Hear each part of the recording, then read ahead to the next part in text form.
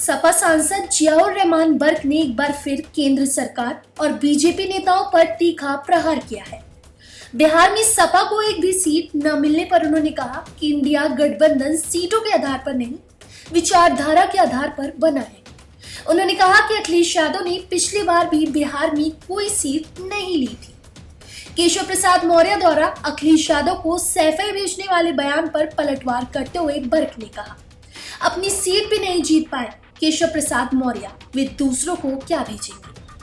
वहीं केंद्र मंत्री अश्विनी चौबे के हिंदुओं को 3 बच्चे पैदा करने वाले बयान पर उन्होंने कहा कि देश में बच्चों की संख्या पर कोई कानून नहीं है, हर धर्म को अपनी आजादी है। सांसद बर्क ने बीजेपी नेता टी राजा की उस टिप्पणी की भी निंदा की जिसमें उन्होंने मुगल इतिहास मिटाने और औरंगजेब की कब्र पर शौचालय बनाने की मांग की थी। उन्होंने कहा ये मजहब के खिलाफ है और नाकाबिले बर्दाश्त बयान है। इतिहास मिटाने से क्या मिलेगा।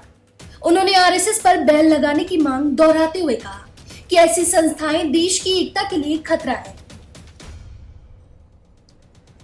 साथ ही जगत गुरु राम भद्राचार्य के हिंदू राष्ट्र बनाने संबंधी बयान पर बर्क ने कहा, भारत को धार्मिक राष्ट्र नहीं बनाया जा सकता, ये सभी मजहबों का देश है।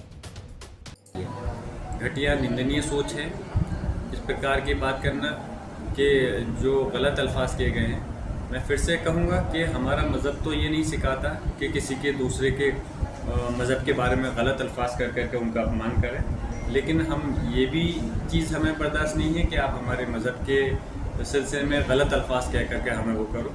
तो ये घटिया निंदित सोच इस प्रकार की जिन लोगों की है गलत है और मैं उसकी कड़े शब्दों के अंदर निंदा करता हूँ, मजम्मत करता हूँ और जनता से मैं आह्वान करता हूँ ऐसे लोगों को चुनाव के अंदर आप लोग को सबक सिखाएं। जहाँ तक इतिहास ख़त्म करने की बात है, इतिहास आप 2 इस पर सवाल बनते हैं।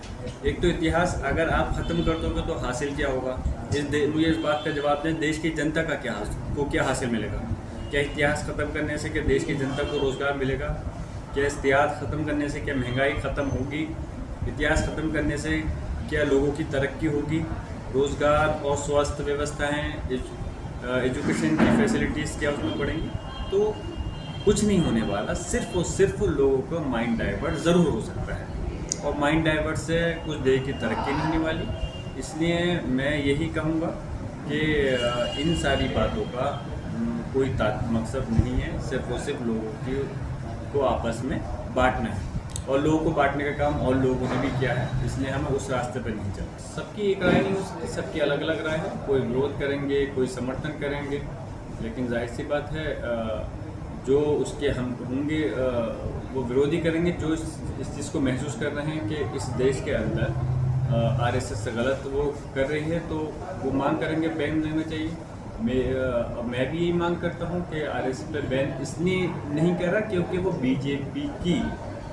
बीजेपी उससे निकली हुई है, बल्कि आरएसएस बीजेपी से नहीं निकली, बीजेपी उससे निकली। मैं इसलिए कह रहा हूँ क्योंकि जिस प्रकार की चीज़ें लोगों को आपस में बांटने का उसके प्रति काम चल रहा है, इस पॉइंट ऑफ व्यू का आरएसएस पे बैन लेना चाहिए और इससे देश में आपस में लोगों के अंदर भेदभाव बढ़ रहा है, एकता पे असर किसी तरह से नहीं देखता मैं।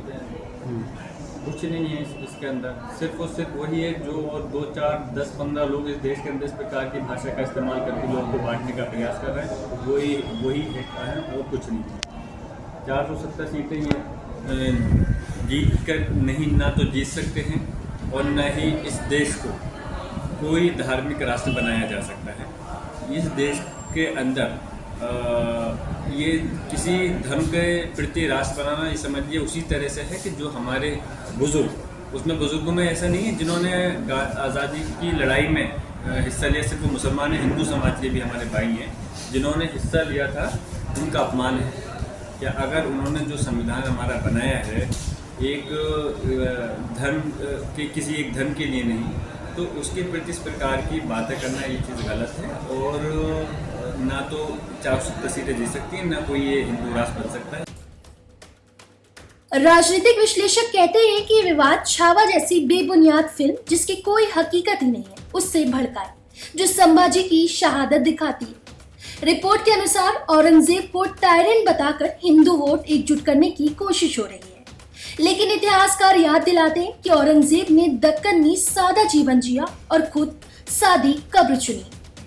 फिलहाल इस खबर में बस इतना ही।